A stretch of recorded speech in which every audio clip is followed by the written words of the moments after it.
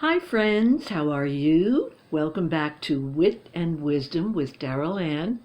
I obviously am Daryl Ann, and I'm here to impart wisdom and wit. Wit meaning I hope to make you laugh even for a little bit. That would be great. I'll take that. And wisdom that I have gained through these many, many years of living until I am 80 years old. Yes. And one of the things that I really feel helps a lot when you're 80 years old is to actually have a glass or two of wine. Actually, 5 o'clock is a good time. 5 o'clock somewhere, anywhere. In my case, Chardonnay. So while I'm going to tell you my stories, I'm going to drink a little bit of Chardonnay. And maybe if you want to join me, that'd be great. So where did we leave off? We left off with the story of my birth a million years ago, about my father, Jim, wanting to have all boys. I was the second child, as you may recall. I was a girl, and he gave me the name of Daryl, so therefore Daryl, and hence also Daryl Ann. So following that birth, he eagerly awaited more births, my poor mother, and more boys. But guess what? He actually wound up with 4 girls, yep, and 1 boy. So that made up for a lot of stories about the young Murphy family growing up with all those girls and that poor boy. So I'd like to start off with starting with our childhood, the Murphy family childhood. We moved to a suburban town, and we were delighted when we moved in. It was actually a house. We couldn't afford to buy it. We rented it because money was tough. And the first thing that happened, the first or second day that we moved into that house, we noticed that the next door neighbor had a few cats. And, we thought, oh, great, there'll be some kitty cats that we can play with. Okay, so within a couple of days, we noticed that there were more cats. And then maybe more cats. And by the end of 2 weeks, we started to realize that actually there were a lot of cats. So we started counting. And we came up with, yes, it's true, 25 cats. 25 cats next door. And the owner of these cats was a woman named Mrs. McGuire. And the problem with these cats, they were feral. They were never allowed in the house. They were roaming the neighborhood and fighting, all kinds of infighting with those cats. I mean, they tore each other to shreds out there. Every night we heard the yowling and the screaming and the crying, and the cats the next morning were full of battle scars, and it was really, really disturbing, to say the least. Mrs. McGuire used to work in a town close by, and she took the bus. Back then, people actually took the bus to work, which, again, that was a million years ago. She would get off the bus. The bus would pull up at 5 o'clock. The bus doors would open, and even before Mrs. McGuire took one step out of that bus, these 25 cats would start making their march down the hill to greet their benefactor, the woman who threw food outside for them. So we would watch the parade of the battered and bloody feral cats walking down the hill to meet Mrs. McGuire. And, oh, hi, kitty cats, hi. She had names for all of them, but never let one cat in that house. Okay. So we actually grew a dislike for those cats. As little kids, we would look out our window at night, and those cats would be sitting on the windowsills staring at us with their half of an ear and bloody faces. And we were like, oh my God, Mrs. McGuire's cats, oh my God. So we tried to devise ways to kind of torture those cats. Now, I mean, this was back, again. So we didn't really hurt them, but we tried to find little things like taking away their food if we saw it outside. So we spent, a good part of our childhood trying to figure out what to do about those cats. Okay, so that was our situation in our neighborhood. Let me tell you about another story, quite a story, that happened to the Murphy sisters and brother. We were lucky enough to be able to go to Catholic school. I mean, it was an Irish Catholic family. I'm sure some of you know what that might have been like growing up. So we had no choice, but it was Our Lady of Perpetual Help school. And back in those days, you've all heard the stories of I walked 2 miles in the snow to get to school. But actually, we really did. We did. We walked quite far to get to the school. And there we were greeted by the nuns, the Catholic nuns who taught in the school.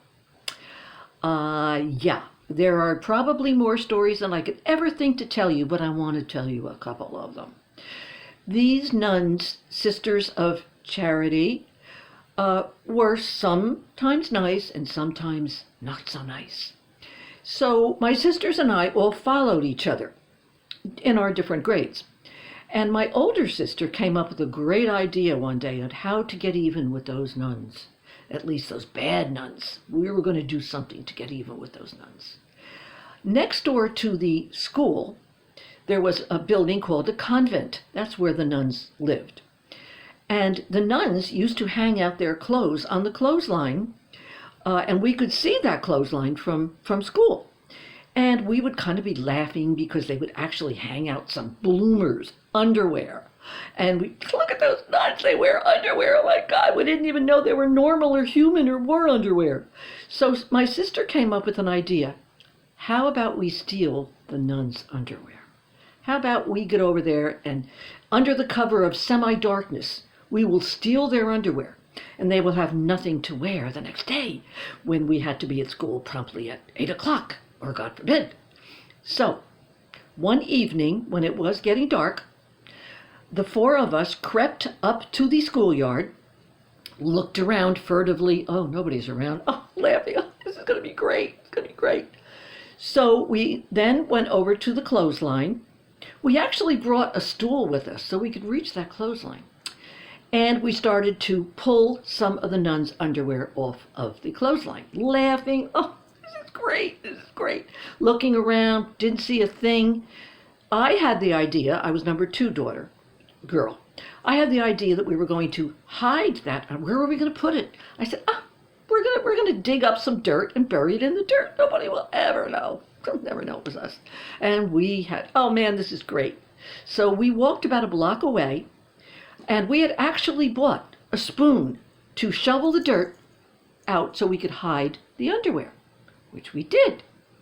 My younger sister started to get a little bit scared. What if we get caught? What if it, no way, nobody saw us. So we hid the underwear under the dirt and said, we're going to get even with Sister Emily and Sister Matilda and Sister James. So we're giggling and laughing all the way home. It's great. We come up to our front door and we see our Father Jim. Actually, I'm going to start calling him JD because you may remember his middle name was Darrell, so James Darrell. Jim, James, Darrell. JD. And we saw JD standing out on the steps, which he normally wasn't standing on the steps outside. And we walked up and he's smiling and, hi girls. Oh, hi Daddy. Hi Daddy. What's new? What's going, what's happening? Oh, nothing. We were just out taking a walk. And he did one of his famous gestures. He put his finger up and said, girls, come in the house. And then we knew, or we thought we knew, this doesn't look good. This doesn't look good, but So we go in the house, sit down. We sat down. And he said, I have something to tell you. I just got a phone call from the principal of the school. And he's smiling. And we're smiling. Really? Yeah, about our grades? No, girls. It wasn't about your grades. It was about something that happened about an hour ago. So everybody come with me, single file. You're going to follow me, girls. I'm taking you somewhere. Oh, taking us somewhere. What the heck was this about? Okay, out we go, up the hill, single file behind JD. And as we rounded the corner, we could kind of see the school in the distance. We rounded the wrong corner. We saw the school in the distance. Oh no, oh no. Not a word. JD didn't say a word. We just followed single file, started to get more scared, looking at each other, got up to the school, marched next to the school, went up to the convent door, rang the bell. Door opened. It was the dreaded principal, Sister Emily, standing there. And she glowered at us and said, I should have realized it was the Murphy girls. I should have realized that it was. What happened to her? Okay, so we had to, crying, having to explain what we did. JD marched us back to the spot where we hid the underwear. We dug it up, back to the house, went downstairs in the basement. By the way, we had no washing machines back then. Washing machines, what? We had to hand wash the underwear, hang it up on the line to dry, and bring it back to the nuns the next day, the next afternoon. It had to, dry first. Bring it back in the afternoon. Okay? We were given, and I really remember this distinctly. I know my sisters do too. It's something you don't forget. We were given 2 months of detention, having to stay after school and clean the blackboards. Back then, we actually had blackboards with erasers, and you had to bring the erasers outside and dust them. Can you imagine that? So we had 2 months of that and 2 hours every day after school. So that was our one of our experiences with the Sisters of Charity. And it turned out that they loved us and didn't like us because we made them laugh, but they were wary of us. Watch out for those Murphy girls. You can't trust those Murphy girls. And actually, that was something that was more or less to continue as we got older, because we had the gift of gab, which is the wit portion, maybe, of what you're going to eventually be hearing on this. We were witty, we were funny, we were smart, but we got in a lot of trouble for it. So that became a gift of gab and trying to make people laugh, which we actually all still do to this day, believe it or not. And I'm going to intersperse a lot of these funny stories about, I'm going to pass from my childhood into my crazy other years, into my other lives, into my experiences, and on and on and on. And I want to go back to the wit and wisdom part, because I really want to make you laugh. I love to make people laugh. And I want to make you a little bit wiser. I know it's hard for younger people to say, the older people, but really and truly, I'm not kidding you. I do have some really good wisdom. So I want to intersperse that, with the wit and the stories and the experiences. And I'm going to take you to places around the world where I was fortunate enough to go, and take you through all of my life experiences, which are many. Just funny. Funny is what I'm aiming for, and make you smarter a little bit is what I'm aiming for. So I'm really, really glad that you maybe have tuned in today, and maybe will in the future, to hear more of stories from Darrell Ann. And it's, more Chardonnay time now, so I have to get back and really handle this, okay? Have a great day, everybody. Bye-bye.